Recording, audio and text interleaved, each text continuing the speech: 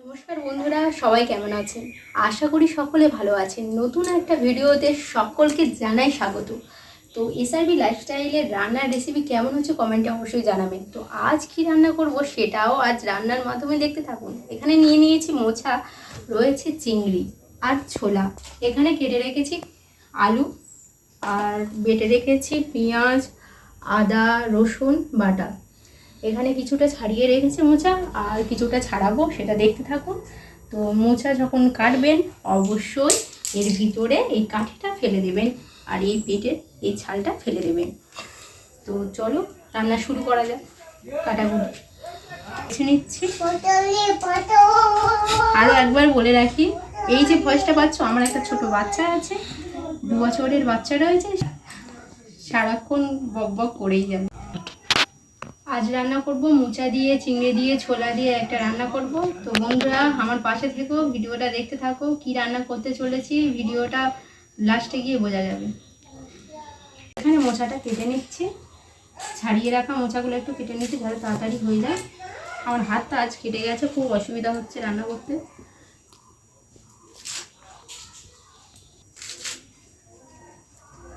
ঝিরিঝিরি করে কাটতে হয়, তাতে রান্নাটা একটু সেদ্ধ হতে ভালো হয়, আর তো রান্নাটাও খেতে ভালো। তো বন্ধুরা এখানে মোচাটা কাটা কমপ্লিট হয়ে গেছে, এখানে কেটে নিয়েছি।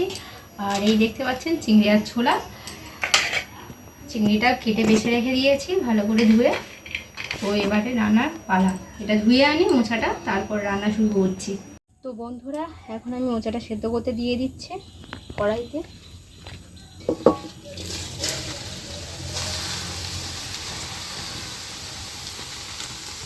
দিয়ে দিচ্ছি কাঁচা ছোলাটা ওর উপরে সেদ্ধ করার জন্য।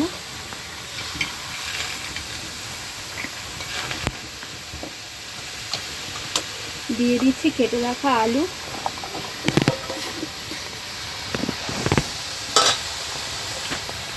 পরিমাণ মতন হলুদ সেদ্ধ করার জন্য। মোচাতে খুব আয়রন থাকার জন্য অবশ্যই সেদ্ধ করার সময় হলুদ দেবেন, যাতে মোচাটা না কালো হয়ে যায়। দিয়ে দিলাম, এবার জল দিয়ে দিচ্ছি সেদ্ধ করার জন্য। এবার চাপা দিয়ে দেবো। তো মোচাটা সেদ্ধ করতে সময় লাগবে 10-15 মিনিট মতন সেদ্ধ করতে সময় লাগবে। তো এখানে উনুনে সবসময় এই মোচা টোচা কচু সেদ্ধ করলে খুবই ভালো হয়।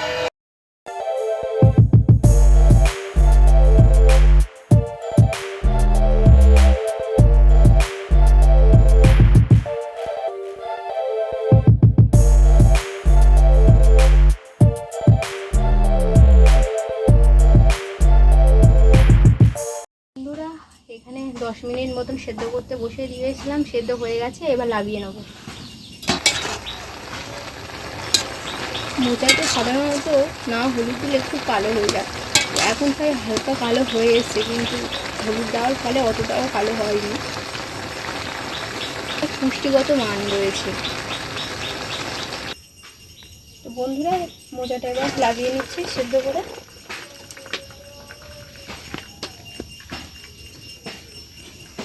এখানে চিংড়িতে হলুদ দিয়ে দিচ্ছি, নুন দিয়ে দিচ্ছি, এবার মাখিয়ে নেব।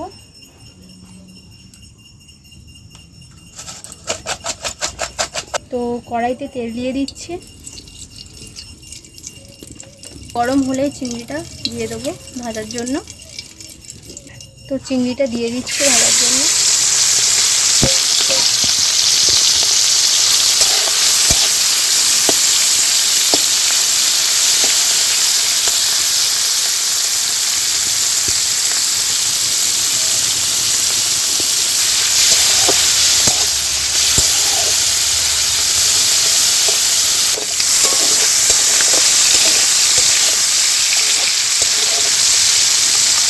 চিংড়িটা ভাজা হয়ে গেছে, চিংড়িটা তুলে নিচ্ছি।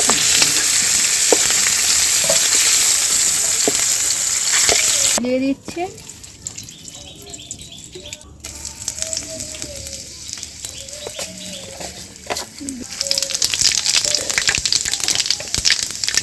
বাটা।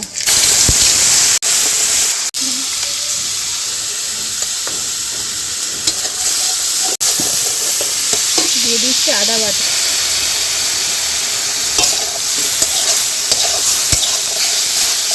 পরিমাণ মতন চিনি,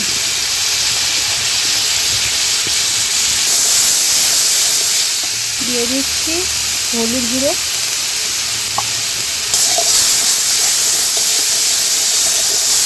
দিয়ে দিলাম লঙ্কার গুঁড়ো স্বাদ মতো।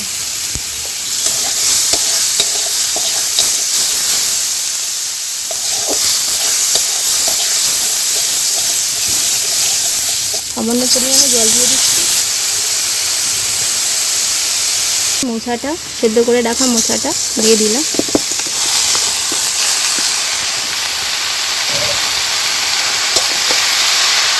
ভালো করে কষিয়ে নেব।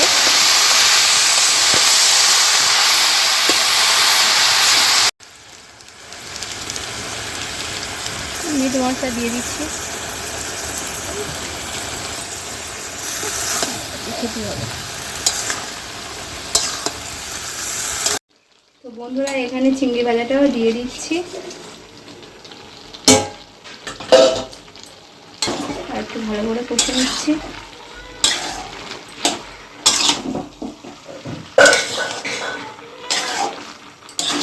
বন্ধুরা এখানে জল দিয়ে দিচ্ছি ও চাপা দিয়ে দিচ্ছি বেশ কিছুক্ষণ। তো বন্ধুরা ওখানে উনুনে রান্না করছিলাম, তো এত বৃষ্টির কারণে যে উনুনটা একদম সেঁতিয়ে ছিল আর বারবার লিভে যাচ্ছে, ধোঁয়া হয়ে যাচ্ছে, তাই জন্য করে গ্যাসে চলে এসেছি। একটু ওপর দিয়ে সামান্য পরিমাণ দিয়ে দিচ্ছি ঘি উপর দিয়ে। ঘিটা দিলে খুব সুন্দর একটা ফ্লেভার আসবে, স্বাদও খুব সুন্দর হয়। ঘিটা লাস্টে দিয়ে দেবেন। তো মোচা লাগানোর আগে একটু সামান্য পরিমাণে চিনি ছড়িয়ে দেবেন স্বাদের জন্য, গন্ধটা খুব সুন্দর। এখানে রান্না কমপ্লিট হয়ে গেছে, তো এবার ঢেলে নেব।